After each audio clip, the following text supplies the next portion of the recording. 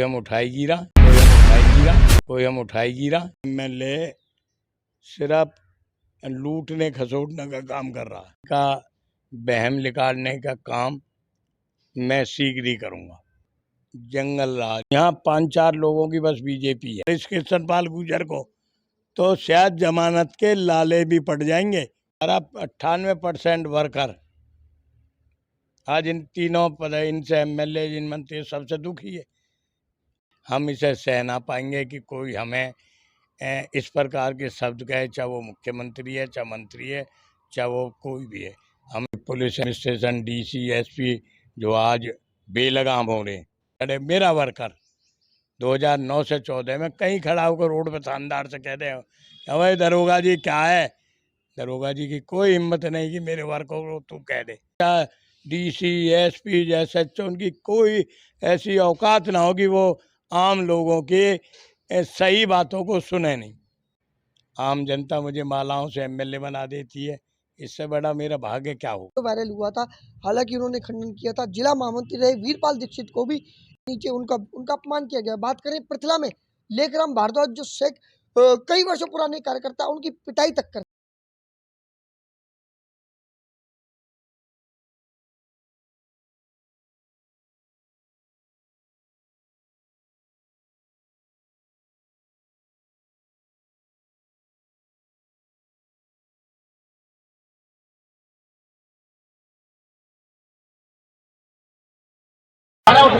मेरी मैया बताइए मेरे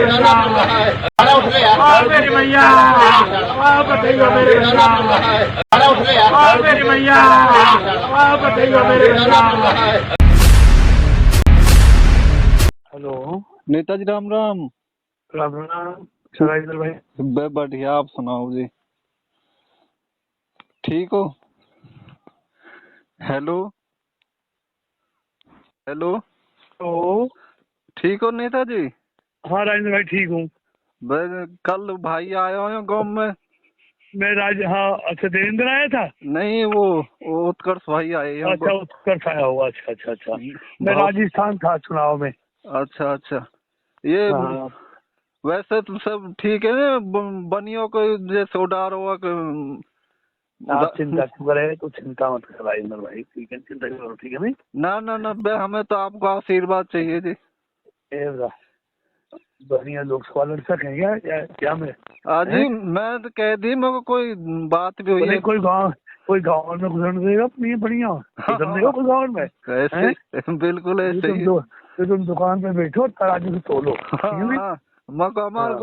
गुजरन गाँव में कैसे वोट मिल जाएंगे वहाँ? कहीं भी ना मिले, कहीं गाँव में किसी का भी हो। हाँ जी, हाँ ठीक है नेताजी। हाँ ठीक है, ठीक रहेंगे भाई, ठीक है जी, चाहिए जी। बढ़िया लोकसभा लड़ सकेंगे क्या मैं? जी मैं तो कह दी, मेरे को कोई बात भी हुई है? कोई गाँव में घुसन देगा नहीं, बढ़िया घुसन देगा कोई गाँव में? ऐसे बिल्कुल ऐसे ही। तुम दुकान पे बैठो, तराजू से तोलो। गुजरन गाँव में कैसे वोट मिल जाएंगे वहाँ? कहीं भी ना मिले, कहीं गाँव में किसी का भी हो। हाँ जी, हाँ ठीक है नेताजी। हाँ ठीक है, रहेंगे भाई, ठीक है जी। धन्यवाद। विधायक जी, एक वीडियो वायरल हो रहा है, हमने भी अपने चैनल पर चलाया है। और जिस तरीके से आपके साथ जो है नायब सैनिक सिंह सैनी जी के सुरक्षा कर्मी का दुर्व्यवहार किया गया आपके साथ, क्या कहेंगे उसको लेकर? ये मैं तो ये कहूँगा, मेरा भी दुर्भाग्य है कि मैं ऐसी स्टेजों पे जाता हूँ।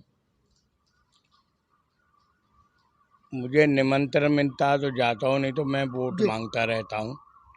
पार्टी का सिपाही हूँ।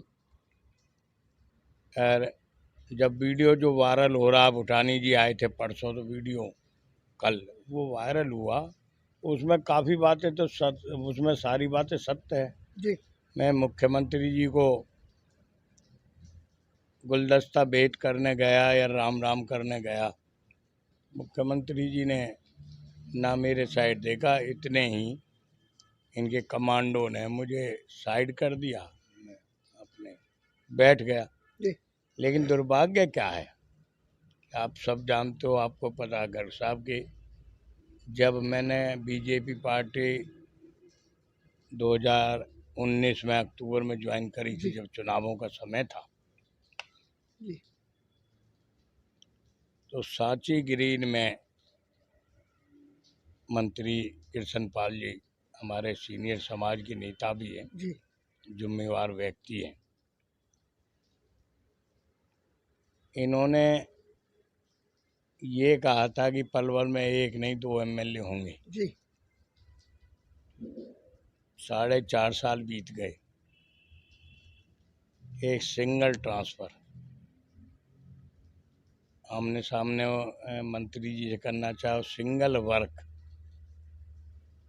जो भी 2-4 किसी आम काम जनता को गए तो कोई हो ना पाया, तो हमने वहाँ जाना करीब करीब छोड़ ही जी। दिया।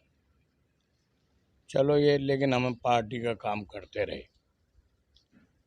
जब स्टेज पे हमारे जैसे कि इतनी कदर है, जबकि वायरल में हो रहा कि 3 सीटों पे मैंने बड़ी मेहनत, मैंने और मेरी जनता ने, जिले की ने 3 सीट बीजेपी की झोली में डाली, जबकि उससे पहले एक भी सीट कभी बीजेपी की झोली में जी, नहीं बिल्कुल। आई। पहली बार है ऐसा। पहली बार 19 में हुआ, जी। और वो भगवान की कृपा से आप सब पलवल के ज़िले की जनता से 3 सीट बीजेपी को जी। गई।